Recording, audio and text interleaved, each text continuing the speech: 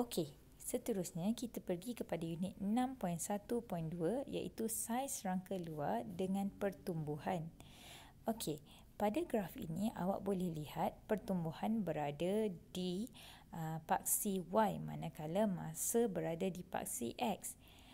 Lengkung pertumbuhan ini jika diperhatikan ia berbentuk sigmoid.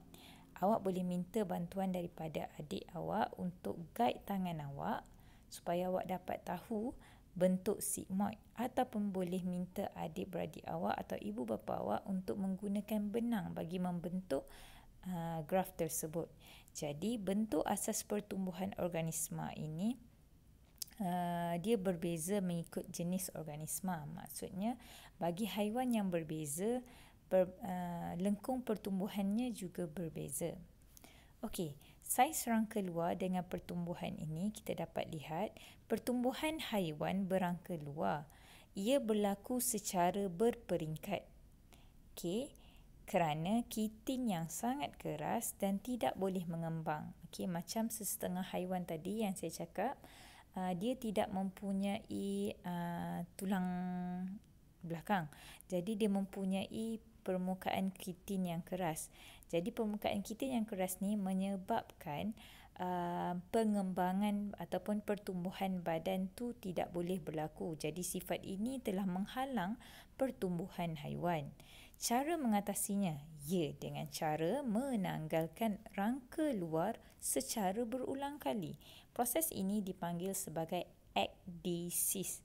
Okey, di mana proses ini sentiasa berlaku sehinggalah haiwan tersebut dewasa. Okey, rangka luar yang baharu dan lembut yang terbentuk akan terbentuk di bawah rangka yang lama.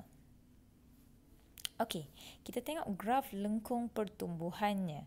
Okey, yang dikatakan tadi bagi haiwan yang mengalami proses ekdisis tadi, okey, mereka mengalami pertumbuhan secara berperingkat. Contohnya daripada peringkat telur dalam graf ini kita boleh lihat dia naik pada fasa yang pertama, fasa yang kedua, fasa yang ketiga, 4, 5 dan 6 sampailah ke dewasa.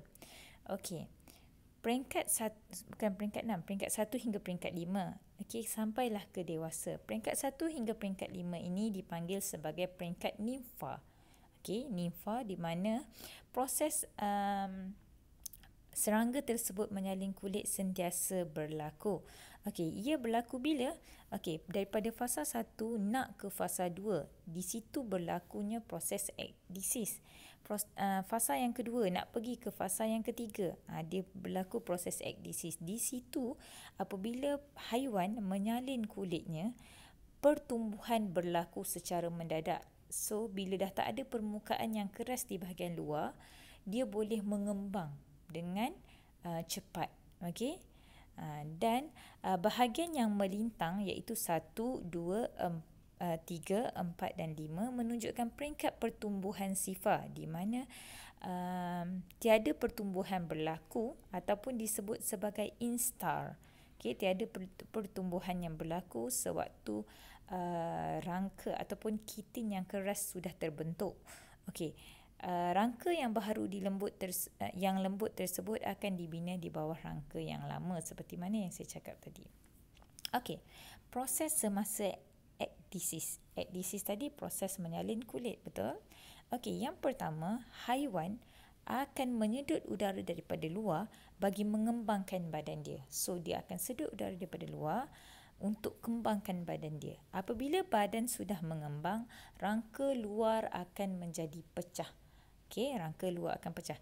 Setelah rangka luar pecah ini, pertumbuhan pesat akan berlaku untuk penambahan saiz sebelum rangka luar yang baharu mengeras. Jadi di fasa ni kalau boleh lihat, okey, yang ni masa satu roman yang melintang ni, masa ni kitin keras dah ada.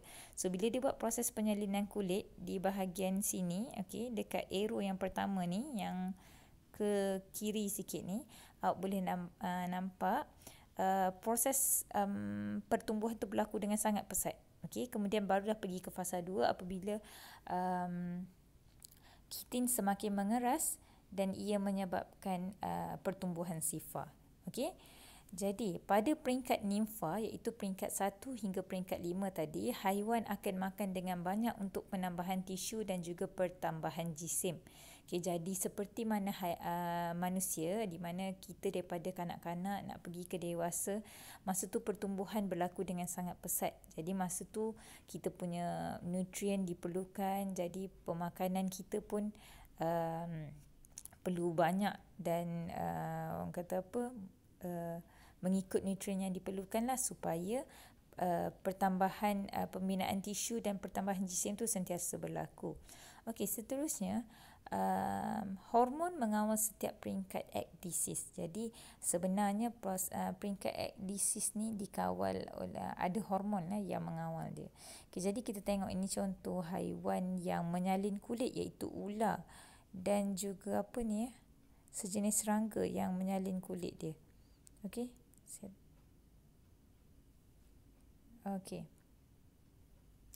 Okey, seterusnya kita akan pergi kepada pergerakan cacing tanah, tetapi saya akan share awak satu video berkaitan dengan pergerakan cacing tanah, so awak boleh lihat macam mana pergerakan cacing tanah berlaku dan bagaimana.